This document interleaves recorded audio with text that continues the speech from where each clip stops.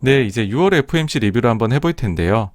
일단은 보시면 지난 3월 성명서하고 4월 성명서는 비교를 해보면은 좀 차이가 났었어요. 그러니까 어땠었냐 하면은 조금 이제 경제에 대한 자신감이 붙었다라는 게 느껴졌었죠.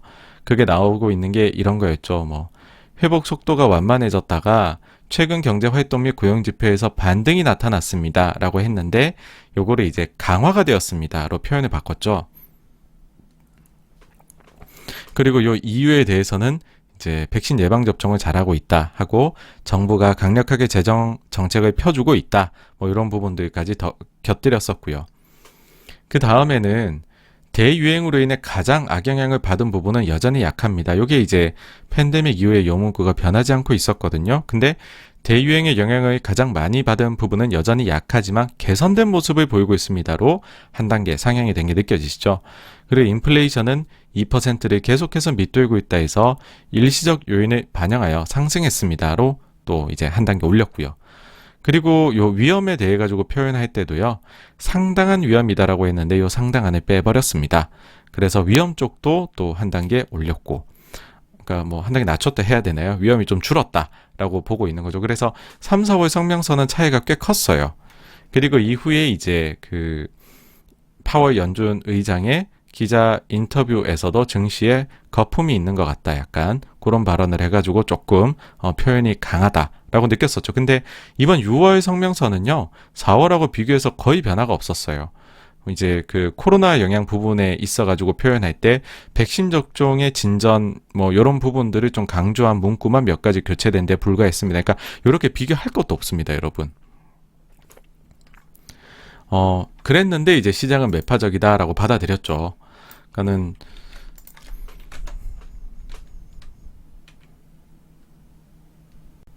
사실 이거는 뭐 어떤 특정 언론에서만 그렇게 얘기한다라고 보기에는 굉장히 많은 이제 그 전문가 집단에서도 얘기를 했습니다. JP모건 골드만 등 투자은행 이번 FOMC 상당히 매파적 한 목소리를 냈다고 기사가 나왔고요.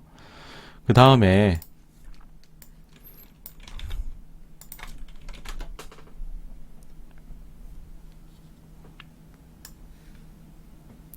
요 기사도 보시면은 요 기사 정리가 잘 돼 있더라고요. 연준 전향적 변화, 테이퍼링 사실상 돌입, 2023년부터 금리 인상이라고 쓰시면서 이렇게 나눠놨어요. 1. 인플레이션 성장률 모두 큰 폭 상향, 인플레이션 일시적 관점에서 중기적 관점으로 변화.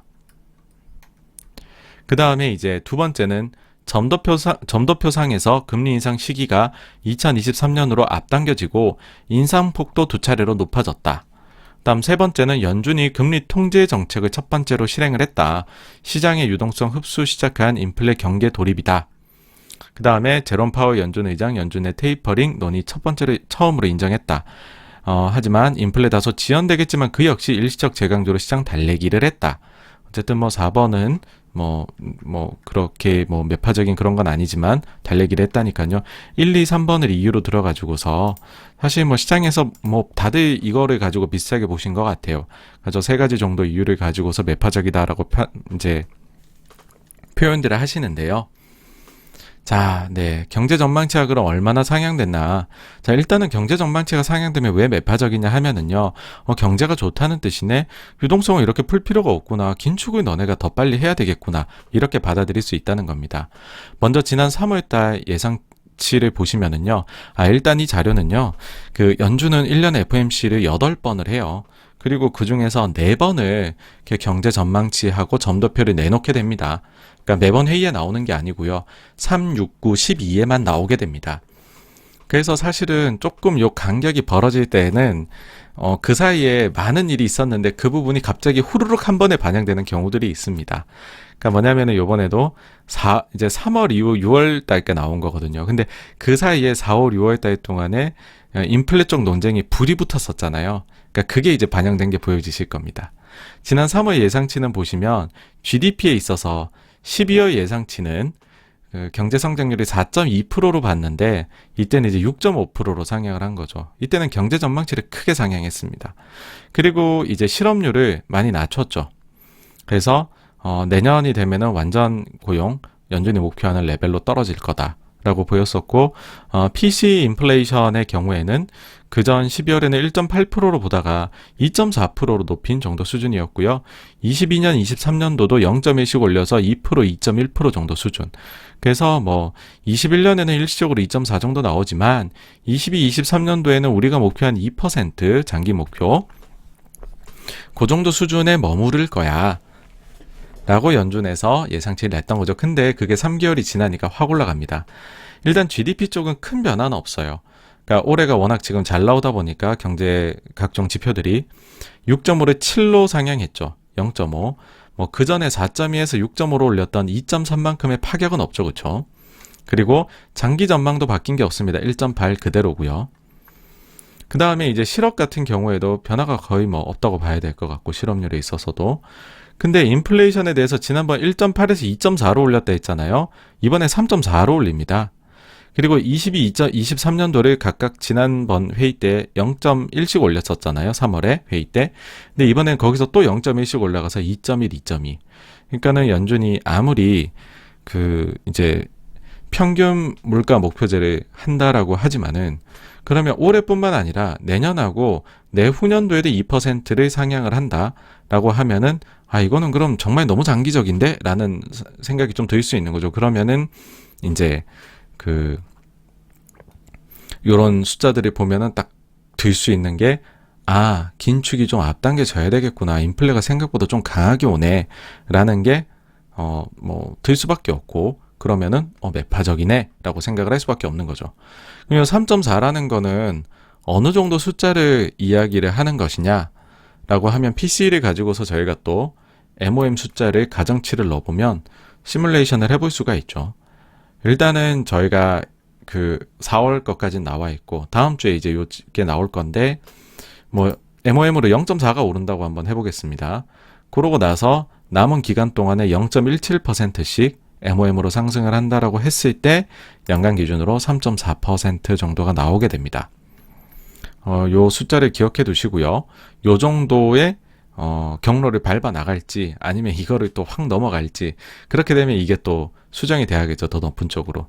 그럼 반대로 지난 회의 때는 어느 정도 수준을 가정한 걸까라고 하면 남은 연내 0.18 정도가 쭉 계속 상승한다 라고 가정을 하면 2.4가 나왔었습니다. 3월달 기준으로는요. 근데 그게 지금 0.56, 0.61이 2달 연속으로 빵빵 나오면서 수정이 대폭된 거죠.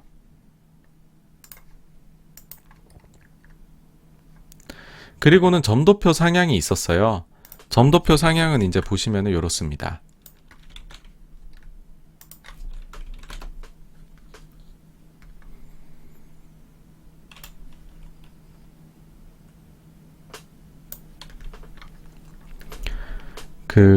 요번 이제 2021년도에 이제 매겨진 점도표인데요.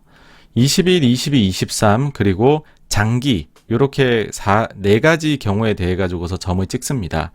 근데 21년도에 대해서는 여전히 지난 12월 회의 때나 3월 회의 때나 하고 똑같이 만장일치로 제로에 찍혀 있습니다. 그러니까는 요거는 변함이 없고요. 2022년도에 대해서는 계속 상향이 되고 있어요. 지난 12월 회의에서는 단 한 명만이 1회 인상을 해야 된다라고 했다면 3월 회의에서는 4개 점이 찍혔죠. 그 중에 점 하나는 2번 올려야 된다 였고, 이번에는 점의 개수가 그 전에 비해서 3개가 또 증가를 했습니다. 총 18명이 점을 찍는 거거든요. 근데 한 번 인상이 2명 더 증가를 했고요. 2번 인상이 1명 증가를 했습니다. 그렇지만 우리가 중간값으로 따졌을 때는 여전히 인상을 하지 않는다로 되어 있는 거죠. 23년도 점이 드라마틱하게 변화를 했죠. 작년도 말에는 이제 총 5개의 점만이 5명의 이제 참가자만이 금리 인상해야 된다라고 했다면, 그 다음 회의에서, 그러니까 3월 회의죠. 요때에는 7명의 위원들이 금리 인상을 해야 된다. 근데 숫자 자체는 많이 늘지 않았지만은 상승의 폭이 좀 늘어났었던 거고요. 이번에는 거의 흩뿌려져 있습니다. 이렇게 보이시죠? 심지어는 이만큼 올려야 된대요. 1.5에서 1.75. 그럼 몇 번입니까? 인상이 하나, 둘, 셋, 넷, 다섯, 6번 인상해야 된다는 분이 2분이 계십니다.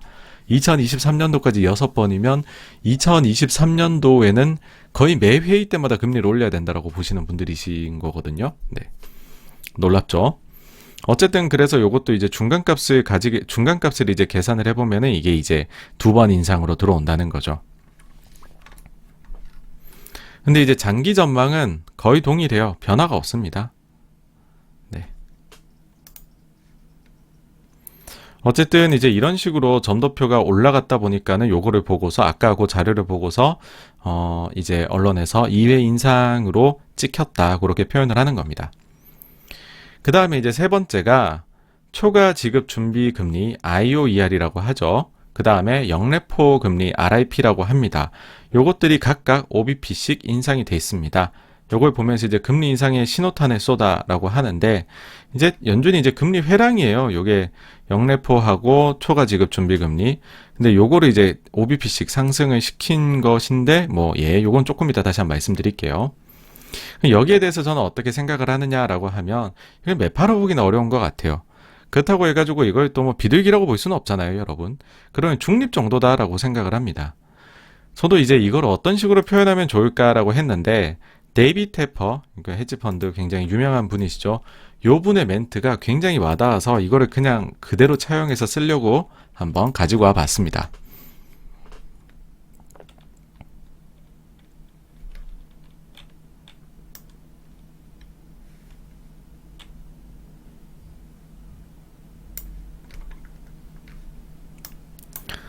되게 제목이 자극적이네요. 낙관론 펼 때마다 증시를 올렸던 헤지펀드의 거물, 연준 긴축 전환 잘했다. 미국 증시 괜찮을 것, 연준 졸음운전 안 하고 있어. 테이퍼링 본격화, 그만큼 미국 경제 좋다는 의미. 테퍼가 낙관론 펴면 미국 증시 뜬다. 시장 관심 한몸. 요 분이시고요. 아팔루사 매니지먼트의 대표입니다. 이제 요 표현이 전 참 좋았어요. 연준이 일을 잘했다. 정책가들이 졸음운전을 하지 않고 있다는 의미이다. 이게 무슨 말이냐? 졸음운전을 하지 않고 있다. 그러니까 지금 시장이 가지는 가장 큰 의구심은 연준이 혹시나 인플레라는 요소를 너무 간과해서 인플레가 날뛰도록 만들지 않을까? 인플레라는 망령을 되살려 버리는 건 아닐까? 연준아, 인플레 좀 걱정 좀 해줘 라는 생각을 하는데 졸음운전을 안 하고 있다는 테퍼의 말은 인플레이션에 대해 가지고서 굉장히 연준도 고려를 하고 있음을 보여줬다는 걸 의미를 한다는 거죠. 바로 이겁니다. 6월 예상치 보시면은 물가를 상당폭 상향을 시켰잖아요. 물가를 상당폭 상향을 예상치를 시켰다는 것 자체가 연준의 위원들이 물가 이 정도도 오를 수 있다라는 거를 염두에 두고 있음을 대외적으로 공개적으로 얘기를 한 거란 거죠. 그렇다는 말은 사람들이 연준이 혹시 졸음운전하고 있는 거 아니야 하는데 그게 아니라 연준 보고 있어. 그게 표현이 참 잘 된 것 같다. 그래서 이제 시장은 여전히 괜찮은 것 같아 라는 말이 나올 수가 있다는 거죠.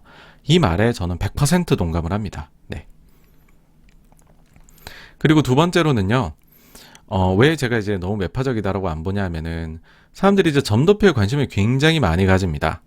근데 제 기억에 따르면은 이게 향후 정책 경로를 제대로 설명해 준 경우가 없었어요. 그러니까 이게 잘 못 맞추는 그런 지표라는 겁니다. 다시 한번 볼까요? 다시 한번 볼 필요도 없죠. 2023년도에는 지금 3개월마다 이게 지금 점도표가 나오고 있잖아요. 근데 3개월마다 점도표가 휙휙 바뀌고 있다는 거 느껴지시죠? 그쵸? 2021년 거 빼고는 휙휙 바뀌잖아요. 그러면은 그게 무슨, 예측의 의미가 있겠습니까? 진짜 제대로 된 예측이면은 2, 3년 뒤에 거면은 사실은 미리 예측해가지고 정책이 움직이는 거다라고 하면 별로 안 바뀌어야 되는 게 맞잖아요. 근데 저게 휙휙 바뀌는 건 그때그때마다 이슈를 그냥 빠르게 반영하는 거에 어떻게 보면 불과할 수가 있고, 그렇다는 말은 점도표는 그냥 현재 좀 분위기를 얘기해 주는 거다라는 정도 수준으로 보셨으면 한다라는 생각입니다. 그래서 점도표를 보고 23년에는 2번 인상하기로 연준이 결정을 내렸대요. 이런 아니면 마음의 준비를 하고 있대요. 이런 식으로는 받아들이실 필요가 전혀 없다라는 말씀을 드리고 싶습니다. 그리고 사실은 이 말씀을 드리고 싶어요. 무엇보다도 저는 이번 6월 FOMC에서 되게 주목을 했던 부분은 뭐냐 하면 혹시나 연준이 이번에 구체적인 테이퍼링에 들어갈 수 있는 조건, 데이터나 아니면 향후에 테이퍼링이 어떤 스케줄로 흘러가게 될지를 제시를 하지 않을까라는 거였거든요. 근데 이게 제시가 안 됐습니다. 이게 왜 중요한지를 사실은 요것 때문에 저희가 지난주에 행동하는 용기를 읽었던 거거든요. 자, 2013년으로 한번 돌아가 보겠습니다. 사실 지난주에 했던 내용의 재판입니다. 이때 당시 보시면 5월 22일 날에 테이퍼 텐트럼 긴축 발작이 있었습니다. 그런 이후에 사람들은 당연히 그 다음 회의인 6월 FOMC를 굉장히 주목을 했겠죠. 근데 이때 6월 19일에 회의를 했었고요. 일단 결론은 테이퍼링 안 하기로 내렸습니다. 그러면서 어떤 조건에서 테이퍼링에 나설지 데이터를 제시를 했습니다. 뭐냐면 노동시장의 개선이 지속되고 인플레이션이 2%를 향해 간다면 금년 하반기에 증권 매입량을 조절할 수가 있다. 그 후 만사가 잘 풀리면 계산된 조치로 매입량을 줄여나가서 2014년 중반쯤에 매입이 종료될 것이다. 그리고 우리의 예측이 맞다면 그 시점에 실업률이 7% 정도가 될 것이다. 라고 여러분 어떠세요? 지난주에도 말씀드렸지만 매우 구체적으로 당시 벤 버냉키 의장은 발언을 했습니다. 그리고 12월 달에 테이퍼링 실제로 진행이 됐었죠. 첫 번째 테이퍼링이 단행이 됐었습니다. 이번 회의는 어떠하냐 하면 물론 이제 어느 정도 구체적인 데이터라고 볼 수 있는 부분이 있습니다. 뭐냐 하면 지금 파월 의장이 밀고 있는 표현이에요. 상당한 추가 진전이 있으면이라고 자꾸 얘기를 합니다. 근데 이게 상당한 추가 진전이 어느 정도인지는 여러분들 감이 잘 안 오시지 않나요? 그러니까 이게 지금 일견 데이터라고, 이것밖엔 사실 데이터로 볼 만한 게 없어요. 근데 이게 되게 자의적이라서 뭐라고 말하기는 어렵고, 특히나 아까 보셨듯이 금년 하반기에 2014년 중반쯤에 매입이 종료될 거, 이런 식의 표현은 스케줄은 아직까지는 안 들어오고 있습니다. 그렇다라는 거는 너무 이제 테이퍼링을 단행하는 데 있어서 너무 빨리 시작해서 시장을 놀래키는 그런 일은 아직까지는 벌어질 것이다라고 가정하기 어렵다. 저는 그렇게 보입니다. 그리고 아까 세 번째 이유로 나와 있었던 그 IOER하고 RRP 인상에 대해 가지고서는 요거는 통화 정책이라고 보기는 저는 어렵다라고 봐요. 이제 일각에서는 이렇게 보죠. 이걸 두고서 이제 금리 인상의 신호탄을 쏘았다. 그렇게 하는데 제가 볼 때는 아니라고 보는 거는 이거예요. 그러니까 최근에 사실 단기자금 시장에 과잉 유동성으로 인한 교란이 계속 발생하고 있습니다. 근데 이를 해결하기 위한 조치 중에 하나가 이제 회랑을 살짝 높이는 거예요. 그러니까 일종의 이제 기술적인 조치다라고 표현을 할 수가 있습니다. 그럼 과거에도 그런 게 있었고 그랬을 때 시장 별 반응 없었어. 이게 사실은 바로 나올 수 있는 리액션인 거잖아요. 보시면은 지난 2020년도 1월 달에요. 단기자금 시장에서 비슷한 일이 발생을 하자 연준이 IOER을 5bp 인상한 바가 있습니다. 근데 당시 시장 상황을 생각해 보시면 시장은 이때 이후로도 괜찮았습니다. 이게 무슨 말이냐면 이걸 금리 인상 신호로 받아들이지 않았었다라는 거죠. 이거를 이제 통화정책, 금리 인상 인하 같은 통화정책이 아니라 금융 안정을 위한 조치이다 라고 받아들였던 겁니다. 그래서 이번에도 요거는 금융 안정 조치의 일환이다 라고 보시는 것이 맞다라고 생각을 합니다. 물론 시장은 그렇게 해서 1월에 되게 좋았다가 2월에 코로나가 터지기 시작하면서 하다 3월에 폭락을 했었죠. 근데 이거하고 당시 IOER의 인상하고는 사실은 시차가 있기 때문에 전혀 이거는 상관관계가 금리 인상이 있기 때문에 주가 빠졌다. 그렇게 보기에는 이거는 전혀 인과관계가 맞지 않는 것이다. 라고 저는 생각을 합니다. 자, 그러면 앞으로 연준하고 파월의 행보는 어떤 식으로 될 것인가 라는 건데요. 일단 파월 보시면은 8월 잭슨홀 미팅에 나가기로 했더라고요. 그러니까는 7월에 FOMC나 혹은 8월에 잭슨홀 미팅에서 아마 2013년도 6월과 같은 수준의 언질이 나오지 않을까라고 개인적으로 생각합니다. 아까 말씀드린 대로 데이터하고 스케줄인 거죠. 여기서 또 재밌는 건 파월은 2013년에 버냉키하고 다르게 잭슨홀 참석하기로 했다고 최근에 발표를 했거든요. 그래서 8월 잭슨홀은 지금 살아있는 카드고요. 그 다음에는 우리가 이제 연준하고 파월도 중요하지만은 그 다음 차기 의장도 지금 중요합니다. 당장 이제 내년 2월부터 일을 하셔야 되는데 아직 결정이 안 됐어요. 근데 저희가 지난주 행동하는 용기 책에서 보시면 아시겠지만 6월 하순에 그때 제닛 옐런이 하원 민주당 의원들한테서 그 뭔가 일종의 그 추대 같은 그런 거를 받았다고 말씀드렸었잖아요. 그래서 빠르면은 의회에서 6월 하순에 무언가 액션이 나올 수도 있을 것 같다. 과거 사례를 비교를 해보자면은요. 그런 생각이 들고, 근데 사실 요거는 좀 옐런 때 좀 특이했던 점인 거고, 파월 의장이 될 때는 그런 건 없었거든요. 그래서 요거는 그냥 혹시나 일어난다면 보시라는 거고, 이게 기본 가정은 아니다. 자, 그러면은 기본적으로는 누가 될 것으로 보고 있느냐라고 하면, 제가 개인적으로 느끼기에는 첫 번째 1순위는 이제 그 현 의장을 유임을 하는 거죠. 어쨌든 뭐 팬데믹을 잘 헤쳐나왔잖아요. 절대로 못한 게 아니고 성과가 있으니까 제롬 파월 의장이 계속 끌고 갈 수 있을 거다라는 게 1순위고요. 2순위는 최근에 갑자기 굉장히 떠오르고 있는 라파엘 보스틱, 요분이 될 수도 있다라는 거고, 그래서 이제 목요일날 12시에 밤 12시에 여러분들께서 요분이 어떤 얘기를 하는지는 한번 보시면 괜찮을 것 같다고. 원래는 거의 1순위까지도 갈 뻔했던 민주당원이죠. 라이 브레이나드는 좀 떨어져 있습니다. 뭐 사실은 계속 이거는 순위가 점점 가능성이 떨어져 가지 않을까라고 개인적으로 생각합니다. 자, 그러고 이제 세 번째는 연말에 첫 테이퍼링이 그래도 있지 않을까라고 예상을 해요, 저는. 그러니까는 뭐 이제 일단 두 가지 이유인데, 첫 번째는 사실 경제가 좋긴 좋죠, 미국은. 그리고 뭐 지금처럼 백신이 효과가 있다라고 해버리면 이때는 완전 리오프닝 상태일 테니까 더 좋을 수 있고요. 그 다음에 두 번째는 제가 사실은 뭐 백신의 효과나 이런 것들 아무것도 고려하지 않고 연초에 86번가 2021년 10 서프라이즈를 만들 때 12월에 첫 테이퍼링이 있을 거다라고 하면서 그 예상의 근거는 뭐라고 말씀드렸냐면, 이듬해 파월 의장 임기가 끝난다. 그러면은 임기가 끝나기 전에 본인의 평판 세탁용으로 보통은 굉장히 비둘기적인 정책을 펴던 분들이 한 번씩 매로 돌변을 하더라. 2013년도도 그랬죠. 14년도 2월에 제닛 앨런으로 의장이 바뀌기 직전에 마지막 회의였죠, 사실상에. 근데 이제 2013년 12월 달에 그 벤 버냉키 의장이 첫 번째 테이퍼링을 단행하고 나갑니다. 실행하고서. 그래서 파월 의장도 뭐 연임이 안 된다라고 해버리면은 본인이 12월 달에 나는 돈만 풀던 무책임하게 그런 비둘기 아니었어. 나는 그래도 현실에 맞게 돈을 걷어들이는 것도 하려고 노력했던 사람이야. 난 굉장히 균형 잡힌 사람이야. 이런 시각을 가졌던 사람으로 인정받기를 원하는 것 같아요. 연준에 어떻게 참여하시는 분들은. 의장까지 특히 올라가시는 분들은. 그래서 그런 의미에서 파월 의장이 실행을 할 수도 있지 않을까라고 했는데, 점점 요 서프라이즈라고 말 붙이기 무색하게 약간 현실 배팅으로 다가오는 것 같습니다. 그래서 요 정도 첫 테이퍼링이지 않을까 이고, 시장에서도 사실 연말 정도를 좀 컨센서스로 보고 있는 것 같아요.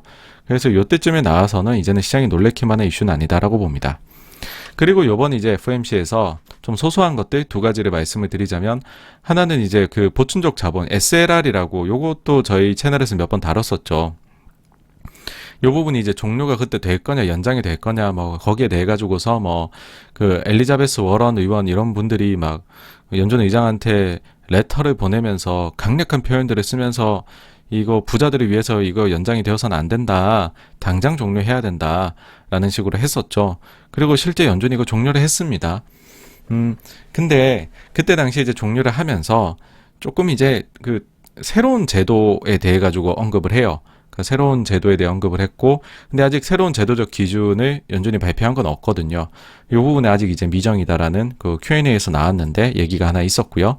그 다음에 두 번째로 좀 소소한 것들 중에 하나는 인플레이션에 대해서 일시적이다라고 하면서, 사실 이제 언론이나 이런 데에서는 다들 그 이유를 지난달도 그렇고 그 전달도 그렇고 그 인플레이션 CPI 상승폭의 3분의 1을 지금 중고차 하나가 차지하고 있는 거를 좀 일시적인 이유이다, 특이한 이유이다 라고 들고 있다고 말씀드렸잖아요. 근데 요거를 또 파월 의장의 입으로 들으니까는 또 새롭더라고요. 그래서 파월 의장도 이 부분을 주요 이유로 들었다라는 거를 한 가지 또 말씀을 드리고 싶습니다. 그래서 전체적으로는 이제 6월 FOMC가 일단은 우리가 눈에 딱 보이는 성명서에서는 별게 없었다. 근데 이제 그 3개월마다 내는 요 예상치, 경제 예상치하고 그 다음에 점도표에서는 매파적으로 읽힐 만한 부분이 충분히 있었다. 라는 거고요. 그리고 이제 그 금리 회랑을 소폭 올렸다.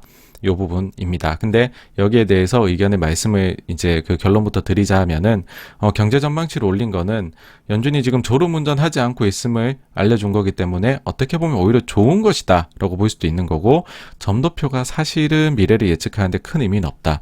그리고 오히려 요번에 구체적인 데이터나 스케줄 제시가 없었기 때문에 뭐 상당히 이런 부분은 사실은 반대로 보면 조금 더 비둘기적으로 조심스레 읽힐 만한 요소도 있었다. 왜냐하면 2013년에는 6월 달에 이미 스케줄을 다 제시를 했었기 때문에 그런 얘기 드리는 거고요. 현실적으로 제가 볼 때에는 그 7월이나 8월 회의 정도쯤에 2013년 6월 같은 수준의 언질이 나올 것이고, 연말에 첫 테이퍼링 정도가 예상이 된다. 그래서 이런 정도 수순을 밟는다면 요거는 지금 시장이 예상하고 있는 바 내에서 움직이는 거기 때문에 놀라움을 주지는 않을 것이다. 그리고 IOER, RIP 인상은 통화 정책으로 볼 것이 아니라 금융안전 조치로 봐야 되기 때문에 이걸 가지고 금리 인상이 한다, 뭐 매파적이다, 그런 표현은 하지 말자 정도로 결론을 내릴 수 있을 것 같습니다. 그래서 여기까지가 이제 6월 FOMC에 대한 리뷰였고요. 네, 다음으로 넘어가 보도록 하겠습니다.